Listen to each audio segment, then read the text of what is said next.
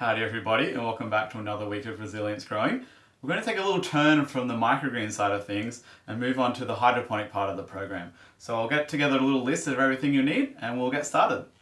So in order to grow veggies in a hydroponic growing system, we need some really well-established seedlings. And to get seedlings, we need to start growing them from seed. And this week we'll be doing it with two methods. We're doing one with soil and one with these foam blocks that you would have received in your kit.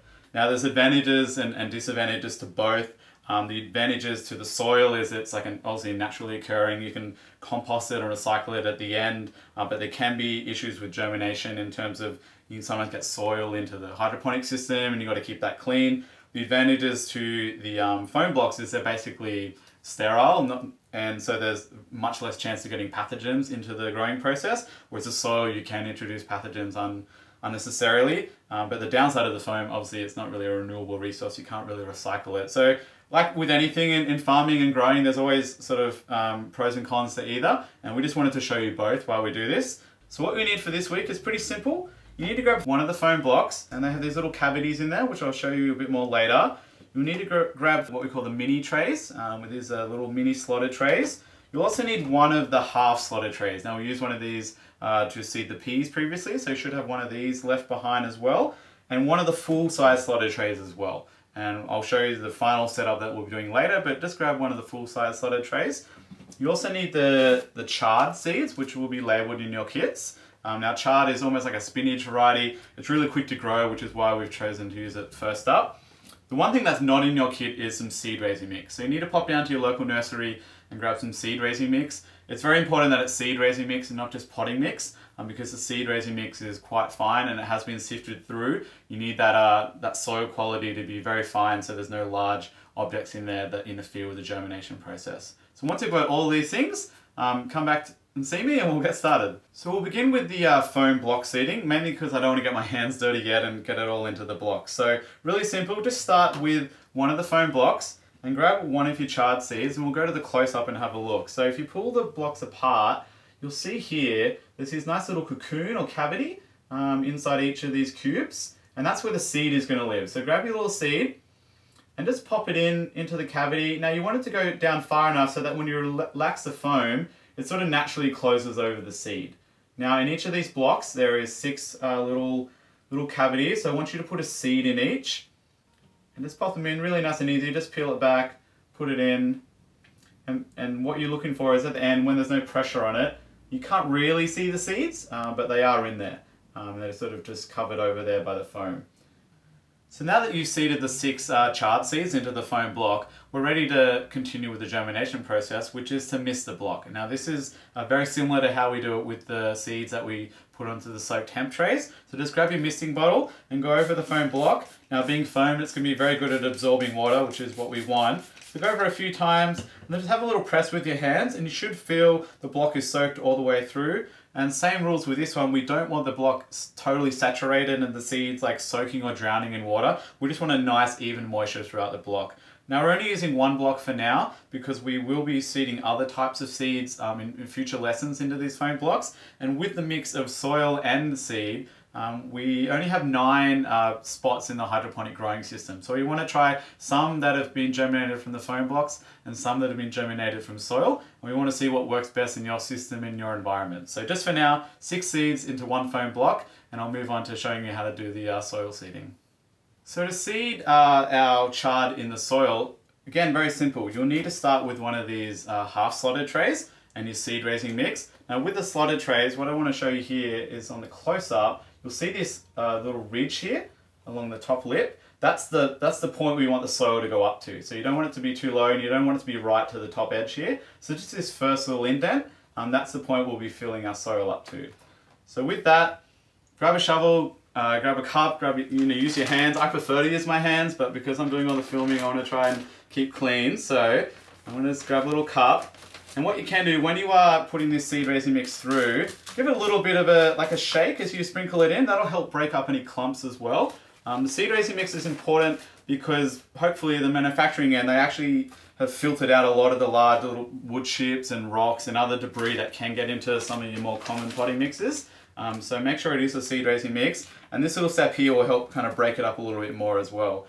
So I'm going to continue with filling this up to that first ledge, and I'll get you guys to do the same, and then we'll come back and do the seeding. Alrighty, so by now you should have one of the half sodded trays filled up to that first line with soil. You can see here I've done one here as well. And basically what I want you to do is grab the paddle pop stick that came in your kit. Now if you can't find it, that's fine. Grab yourself a little end of a teaspoon or a chopstick or something like that. And this is just to help make a little hole in the soil for us to put the seed into. So we'll go to the close-up again. And you'll see here it's fairly simple. I'm basically just going to grab my little paddle pop stick, make a little hole, and we're just going to drop the seed in, okay? So try to get a nice little angle there for you. Now that hole is about sort of 1 centimeter deep. You don't want it to be too deep because you don't want the seed to take forever to get through the soil. And you also want it to get a little bit of ambient light that sort of will soak through the soil. So what you want to do is about 1 centimeter deep or so, and then about sort of 3 to 4 centimeters apart along the soil there. And you can just go along a little line like this. I like to sort of do a whole row in one go, and then you can grab a few seeds and go to the close-up again, and you sort of just pop them in. So I've got these little holes ready to go. There's one like this, just pop them in, and if they don't sort of fall in, that's fine. You can come back to it later, and I like just to poke them down there like that. So go along and do a whole line of them, and then you're going to repeat sort of down the middle again and one more time. So you really should get about 3 rows into this half tray. And then what I like to do, once I've got a full row done, it's like to smooth it over with some soil. So if you have enough, you can kind of just, we'll put that down there for you. You can just basically dab it over there with your fingers. And if you've got a little bit more soil, you can dribble some on as well, like that. And what we're looking for there is basically you can't see the seed, which is what you want. You just want the seed nice and covered there. So go ahead and finish the 3 columns there along your tray, and then we'll go to the next step. Alrighty, so the finished product should actually not look like much, which is kind of a little bit of a letdown, but it would still just be this half-sodded tray full of soil. But you know and I know that just below the surface you've got these little chard seeds that are sitting there. And that's great, that's what we want them covered. The next step is obviously to water them in. Now you can use your spray bottle. You have a little mini watering can with a nice little fountain head on it, that's also really great. The key here, again like anything we do with germinating, is you want them moist but you don't want them saturating and soaking in water, but you don't want them to dry out as well. So I would probably recommend like a little cup or a mini watering can over this just to get them wet enough first. I've just got the spray bottle with me and that's fine because I can actually get quite in close and get them pretty moist. And that's basically it. So it's very similar to the microgreens. If you want to provide a nice sort of moist, humid environment with a bit of darkness, and then they'll start germinating. So now that we've misted our seeds in the soil tray, we're ready to finalize the process and kind of create the little microenvironment that our seeds will need in their different growing mediums to germinate properly and put in those first few days of growth. So what you'll see here, I'm actually going to leave my half soil tray in a full-size drip tray. Now, like I said before, you may have a spare one of these still, that's great. If not, just use some kind of pan or dish in order to catch any drips. And pretty much for this one, all this needs is a cover. So again, I'm going to use a full-size drip tray that I still have handy. If you don't have any more of them spare, use a chopping board or a large plate, something like that. And for the soil seedlings, this is all we need. So this is going to provide some warmth and some darkness, and also the keep some of the moisture in as well. And just every day or two you would need to check on it and make sure the soil is still damp, give it another spray bottle, mist, or give it a little bit of a trinkle with some water from a watering can or a cup. But that's pretty much it for the soil seedlings. And I'll put that to the side and I'll show you what we'll do with the foam blocks, because it's a little bit more advanced, but it'll have some really good results.